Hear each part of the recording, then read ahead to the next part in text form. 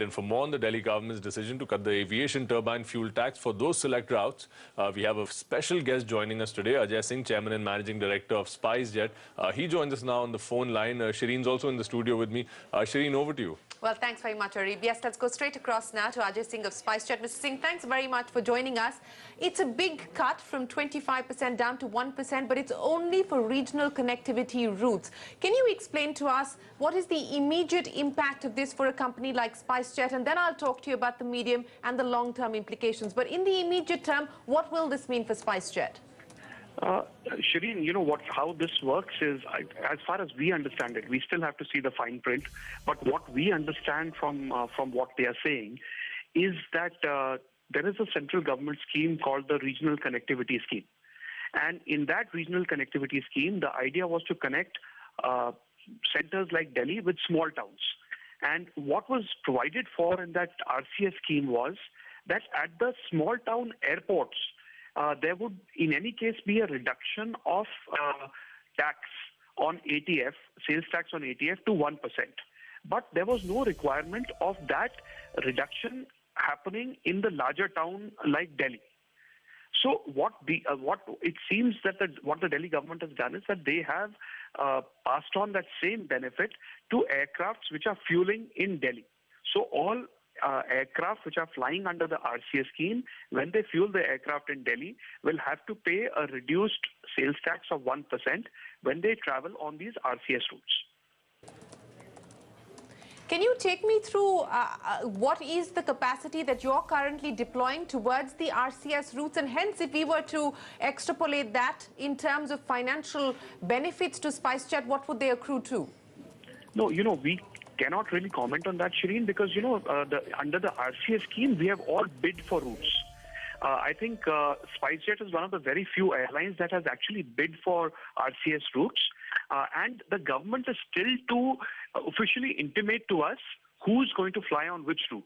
So pretty much on the RCS routes, I think the airlines that have bid are Alliance Air and SpiceJet.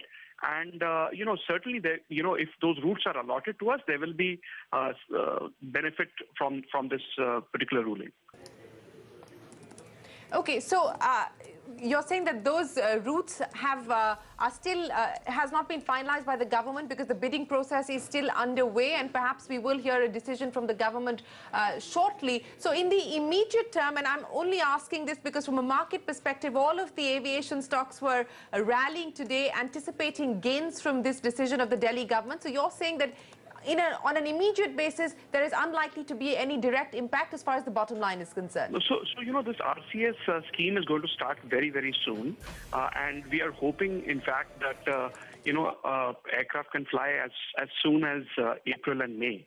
So as soon as we hear back from the Civil Aviation Ministry on which routes have been allocated to which airline, benefits will accrue on those routes. But as I said, our understanding is that this is really for the RCS routes, and in the RCS scheme, essentially, of the major airlines, only Alliance Air and SpiceJet are the airlines that have applied for routes and would benefit from the scheme.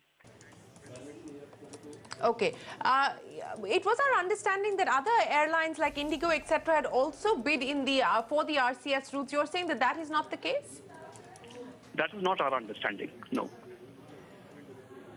That is not your understanding. From a long-term benefit perspective or a medium-term benefit perspective, if you indeed do get these routes allocated to you and you do start flying over the next 2 months or so, explain to us how this will work and what it will eventually mean as far as SpiceJet is concerned.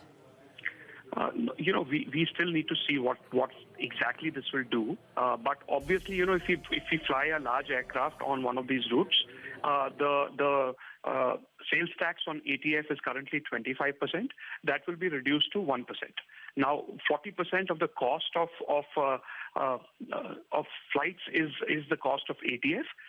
And therefore, if the tax on this gets reduced 24%, essentially you're looking at a 10% overall reduction in cost for those particular flights, which is pretty significant in aviation terms. Yes, it is pretty significant. So, if I were to look at this development today, the announcement by the Delhi government, club this with the decision of the Cabinet Committee on Economic Affairs, where they have decided now to allocate about 4,500 crore rupees to upgrade underserved and unserved airport or airstrips to the tune of about 50 of these airstrips. Do you believe that this regional connectivity aspiration and dream the government has held out is finally starting to take shape? Oh, absolutely. I think both those steps are extremely welcome. As you know, we have about 400 airstrips and airports in the country, of which we only use 75 airports currently. And this cabinet's decision to upgrade up to 50 airports using this additional money, 4,500 crores, will certainly help a great deal in providing these airports.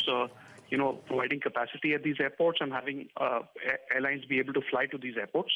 So certainly, I think it's a great move on the part of the central government, and all these measures which help reduce aviation cost, measures of the sort that the Delhi government has taken today, they are all welcome, and they will all help boost regional connectivity. A final question, Mr. Singh, before I let you go. I know that you're still awaiting to hear what the government intends to do as far as the bidding process is concerned. But eventually, what is the ballpark that you're working with in terms of the kind of fleet capacity that you will deploy on these RCS routes? There are certain limitations to the number of routes that government allowed us to bid on, and we are taking an active part in the scheme, and there will be a significant number of routes that we'll be flying to. Significant number of routes, and you do expect the government to come back with their decision fairly shortly. Ajay Singh, always a pleasure speaking with you. Thank you very much for joining us and taking us through the implications of the Delhi government's decision to bring down the ATF VAT to 1% from 25%, but only for select routes.